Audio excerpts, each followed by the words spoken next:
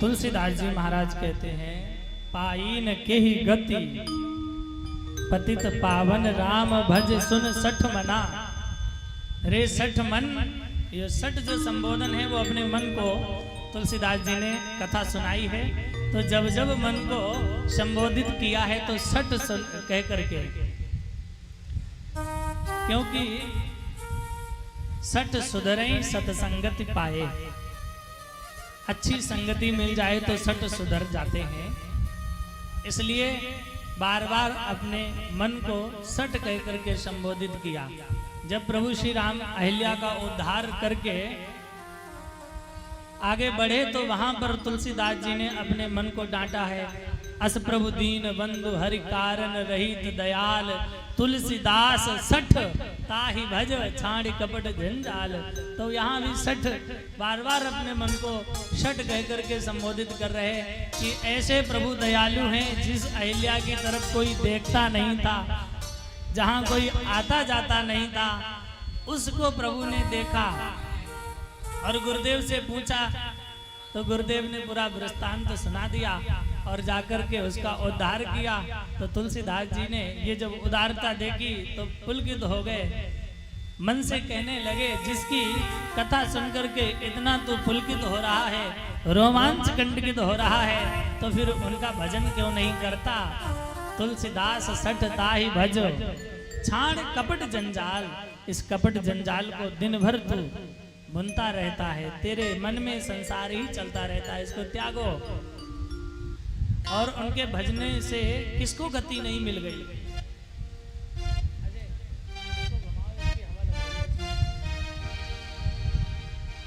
तो एक छंद में सबका नाम ले लिया, पाईन कही गति पतित पावन, गणिका अजामिल व्याध गीर गजादि खल तारे घना। अच्छा, ऐसा भी नहीं कि इन्होंने बहुत बार नाम लिया हो। तुलसीदास जी कहते हैं कहीं नाम बार एक बार राम कहने से इनका उद्धार हो गया। सकृत प्रणाम किए अपनाए, एक बार प्रणाम करने से भगवान अपना लेते हैं। कहीं नाम बारिक ते भी पावन होई राम नमामि ते। एक बार राम कहने से भी परम पावन पुनीत हो जाते हैं। इसकी कथा आपने अजामिल के प्रसंग में तो सुनी होगी। अजामिल ने तो जीवन में कभी भगवान का नाम नहीं लिया। संतों के कहने से अपने बेटे का नाम नारायण रख दिया था। तो छोटा बेटा प्यारा होता है तो बार बार उसी को बुलाता था। और जब अंतिम समय में यम के दूत इसको लेने के लिए आए तो ये घबरा के पुकारने लगा, बेटा नारायण बचाओ, दूरे क्रीडन का सक्तम पुत्रम नारायणा वयम प्लावितेन स्वरेणो चे राजुहावा कुलेन्द्रिया। क्रीडन का सक्तम, क्रीड़ा में आसक्त पुत्र तो सुन नहीं पाया, लेकिन तब तक भगवान के पार्षद प्रकट हो गए और इसकी रक्षा की। यम के दूतों को भगा दिया। जब इसने अपनी आंखों से देखा कि ये तो मैंने धोखे से भगवान का नाम लिया, यदि सचमुच मैंने भगवान का नाम लिया होता तो कल्याण हो जाता। तो अंतिम समय धोखे से नाम आ गया, पुत्र का नाम ले रहा था, धोखे से वाणी पे भगवान का नाम आ गया, कल्याण हो गया। तो कहीं नाम बारिक गणिका अजामिल, अजामिल का भी नाम आया ना इस छंद में। गणिका अजामिल व्याध गीध गजाद खल तारे घना। गीध का भी नाम आया, गीध अधम खग आमिष भोजी। तुलसीदास जी कहते हैं गीध जो पक्षी होता है अधम होता है।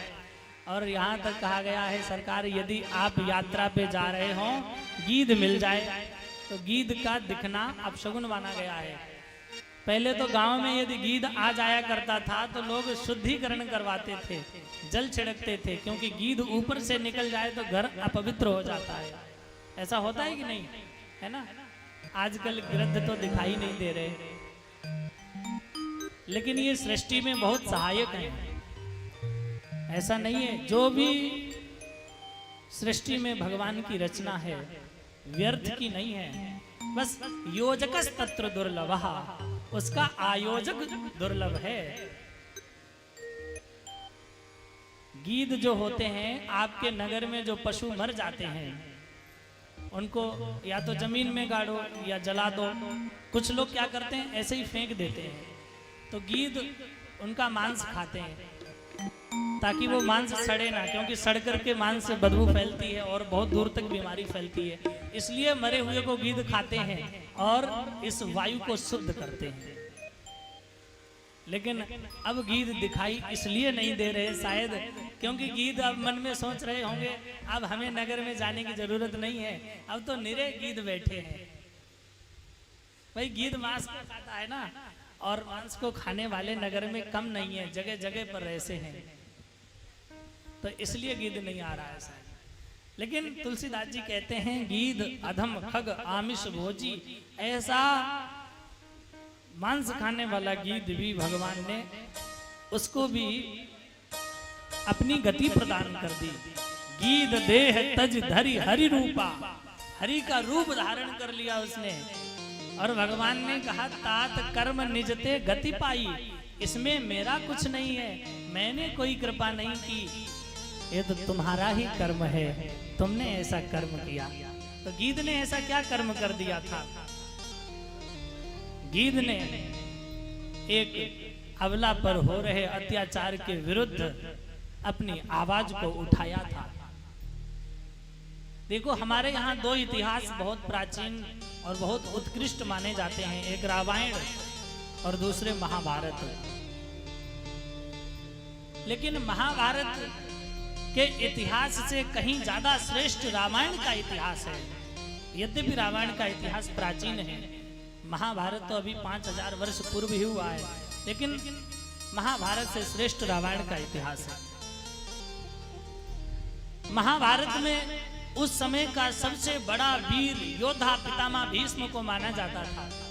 पितामह भीष्म के बराबर कोई बड़ा वीर नहीं था, कोई योद्धा नहीं था। पितामह भीष्म के हाथ में जब तक शस्त्र रहता तब तक देवराज इंद्र भी उनको पराजित नहीं कर सकता था।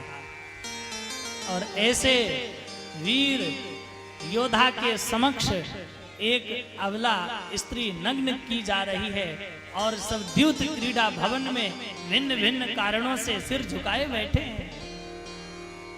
एक स्त्री पर अत्याचार हो रहा है, कोई कुछ नहीं बोल रहा। और रामायण में देखिए, रामायण का सबसे छोटा पात्र गीध है और सबसे बड़ा रावण है, खलनायक। सबसे बड़ा शक्तिशाली है रावण। रावण से तो बड़े बड़े देवता थर्राते थे, इतना शक्तिशाली था, इतना वैभवशाली रावण था कि साधारण लोगों का वेद पाठ पसंद नहीं आया तो ब्रह्मा जी से कहा कि हमको वेद पाठ सुना के जाया करो। ब्रह्मा जी इसको वेद पाठ सुनाने के लिए आते थे। तुम्बरु गंधर्व इनको संगीत सुनाने के लिए आता था। नारद जी बीना बजा करके इसको सुनाते थे, प्रसन्न करते थे। जब रावण सीता जी का हरण करके ले आया तो सबकी बारी थी, अपने अपने नियम से गए। तो सबसे पहले ब्रह्मा जी गए वेद पाठ सुनाने के लिए, और जैसे ही ब्रह्मा जी ने वेद पाठ आरंभ कर दिया, भद्रं कर्णेभिः शृणुयामदेवा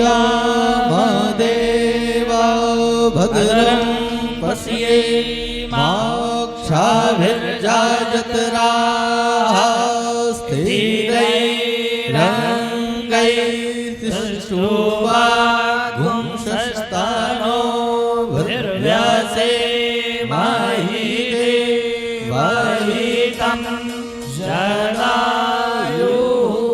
उसी समय जैसे ही ब्रह्मा ने वेद पाठ शुरू किया, रावण का पहरेदार ललकार कर ब्रह्मा जी से बोला, ब्रह्मन् नद्धे नस्य नैष समया तुष्णीम वही क्षीयताम्। हे ब्रह्मा, तुम्हारे वेद पाठ करने का ये टाइम नहीं है, तुष्णीम वही क्षीयताम्। चुप हो जाओ, शांत बैठ जाओ।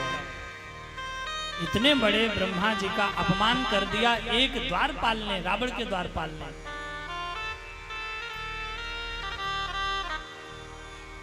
ये बृहस्पति जी को व्यवहार बिल्कुल अच्छा नहीं लगा, क्योंकि विद्वान का परिश्रम तो विद्वान ही समझ सकता है। तो बृहस्पति जी आगे आए और बृहस्पति जी ने कुछ बोलना चाहा, उससे पहले ही बृहस्पति को भी डांट दिया उस पहरेदार ने। स्वल्पम जल्प बृहस्पते जड़मते नैसा सभा वज्रडा। हे बृहस्पति, ये तुम्हारे वज्रधारी इंद्र की सभा नहीं है, इसलिए स्वल्पम जल्प, कम बोलो, चुप रहो, थोड़ा बोलो, बैठ जाओ शांति से। स्वल्पम जल्प बृहस्पते जड़मते नैसा सभा वज्रडा। तो नारद जी ने देखा बृहस्पति का भी अपमान कर दिया, चलो मैं अपने वीणा पर इसको सुंदर मालकोस राग की तान सुनाएंगे, ये प्रसन्न हो जाएगा। तो नारद जी ने जैसे ही वीणा बजाया और वीणा में सुंदर सुंदर राग गुनगुनाए, थोड़ी देर तक ये राग का आलाप चला और जैसे ही आवाज थोड़ी ऊपर हुई रागों की, सेवक ने पुनः आवाज लगाई, वीणाम संहर नारद स्तुति कथा। अरे नारद जी, अपनी वीणा को शांत करो। वीणाम संहर नारद। नारद जी को भी डांट दिया। तो तुम्बरु गंधर्व सामने आया। ये बहुत बड़ा संगीतज्ञ है, इसने सोचा मैं अपने संगीत से प्रभावित कर लूंगा, क्योंकि संगीत तो एक जीवित जादू है, जीते जी मन को हर लेती है। व्यक्ति कितनी भी टेंशन में हो, डिप्रेशन में हो, यदि रागों को श्रवण करे, संगीत को श्रवण करे, तो संगीत से उसके रोगों का निदान हो जाता है। सिर में दर्द हो रहा हो तो शिवरंगिनी सुनने लग जाइए, सारा रोग दूर हो जाएगा। संगीत सृष्टि का एक वो स्तंभ है जिसके बिना सृष्टि चल नहीं सकती। सारी सृष्टि संगीत में बद्ध है। संगीत से ही तो एक एक सेकेंड पे जो घड़ी की सुई है टक टक करती रहती है, संगीत में ही चलती है, लय में बद्ध होके चलती है। अगर थोड़ा भी आगे पीछे हो जाए तो आप कैसे गणना करेंगे इतने समय इतना बज रहा है, ये टाइम हो रहा है? कोई गणना नहीं कर सकता। सूर्य चंद्रमा ये भी संगीत में बद्ध हैं, सब लय से अपने लय के अनुसार चल रहे। अगर थोड़ा सूर्य नीचे आ जाए तो सब जल जाएंगे आप छटपटा कर। चंद्रमा यदि थोड़ा ऊपर चला जाए सृष्टि का क्रम बिगड़ जाएगा। सब संगीत में बद्ध है। संगीत और काव्य तो भगवती सरस्वती के स्तन है। संगीतंच काव्यंच सरस्वत्या स्तनद्वयम्। ये भगवती सरस्वती के स्तन बताए गए। तो जैसे ही तुम्बरु ने संगीत प्रारंभ किया तो तुम्बरु गंधर्व को भी डांट दिया, अलापम अलम तुम्बरु। हे तुम्बरु, अलाप करना बंद करो। तो सबने पूछा कि भैया हम तो अपनी ड्यूटी पूरी करने के लिए आए हैं, आपके महाराज ने ड्यूटी लगा रखी थी, तो आज कोई नया कार्य तो नहीं कर रहे, वही कार्य कर रहे जो नित्य प्रति करते थे। फिर आज पुरस्कार की बजाय फटकार सबको खानी पड़ रही है, क्या बात है? तो सेवक ने कहा, सीता रल्लक भल्ल भग्न हृदय स्वस्थो न लंकेश्वर। महाराज लंकेश्वर सीता का हरण करके लाए हैं और उनकी जो अलकावलियां हैं उनके सौंदर्य का ऐसा प्रभाव पड़ा है कि उनकी जो अलकावली हैं वो सीता रल्लक भल्ल भग्न हृदय, वो भाला की तरह हृदय में चुभ गई हैं, इसलिए स्वस्थो न लंकेश्वर। इस समय महाराज लंकेश्वर स्वस्थ नहीं है। परंतु बात ये नहीं है लंकेश्वर इसलिए स्वस्थ नहीं थे। लंकेश्वर को तो रास्ते में ही विदीर्ण कर दिया था गीधराज जटायु ने। गीधराज जटायु ने जब ले जाते हुए सीता को देखा, आवाज लगाई, रे रे दुष्ट ठाण किन होई, निर्भय चलिस न जाने से मोही। अरे दुष्ट, मेरे होते हुए तुम सीता को नहीं ले जा सकते। सीते पुत्र करिस जनि त्रासा, करिहूं जातु धान कर नासा। रावण को ललकारा, वृद्धो हम तुम युवा धन्वी सरसी कवची स्मृता। रे दशानन, मैं बूढ़ा हो चुका हूँ, वृद्धो हम, तुम युवा, तुम जवान हो, धन्वी, तुम्हारे पास धनुष भी है, कवच भी है, शर भी है, लेकिन फिर भी मैं तुमसे युद्ध करूंगा। पहले तो समझाया, लेकिन जब नहीं माना तो बहुत भयंकर युद्ध हुआ है। रावण का रथ खंडित कर दिया, अश्वों को घायल कर दिया और रावण को भी घायल कर दिया गीधराज जटायु ने।